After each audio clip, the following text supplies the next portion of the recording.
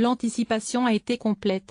Face aux critiques sur la réaction de l'exécutif, Emmanuel Macron a assuré ce mardi depuis Pointe-à-Pitre en Guadeloupe, que le gouvernement avait répondu plusieurs jours avant l'ouragan Irma. Le gouvernement a répondu dès que l'information a été donnée, donc plusieurs jours avant, et constamment tout au long de cette crise, a déclaré le président.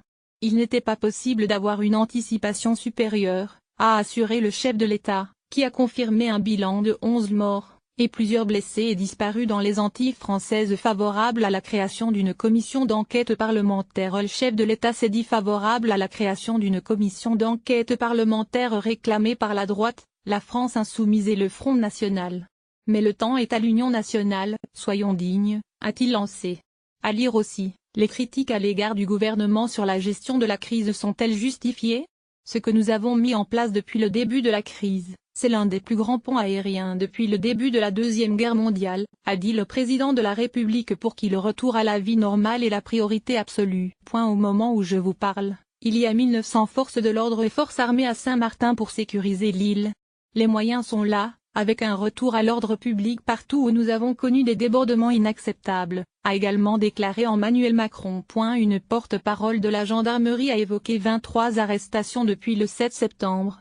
Le couvre-feu interdisant toute circulation entre 19h et 7h reste en vigueur à Saint-Martin jusqu'à mercredi. Des tentes gonflables pour permettre d'assurer des courses. Emmanuel Macron a également estimé un retour de la distribution d'eau potable sur le territoire se fera à partir du 20, mais temporairement en quantité moins importante que ce qu'il y avait avant l'ouragan.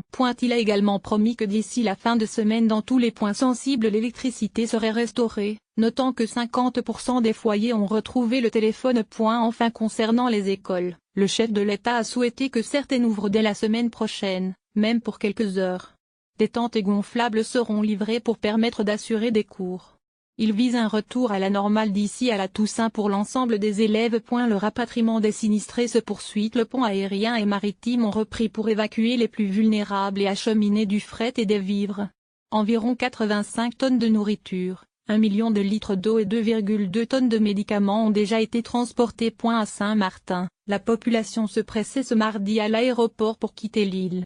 Des listes de tous ceux qui veulent partir seront constituées, avec une priorité donnée aux personnes les plus fragiles et dont les logements seraient inhabitables, a précisé le Premier ministre Édouard Philippe. Lundi, 278 rescapés sont arrivés à Roissy. Air France a annoncé ce mardi la mise en place d'un vol supplémentaire jeudi entre Pointe-à-Pitre et Paris, en plus du vol quotidien, pour renforcer le rapatriement des sinistrés.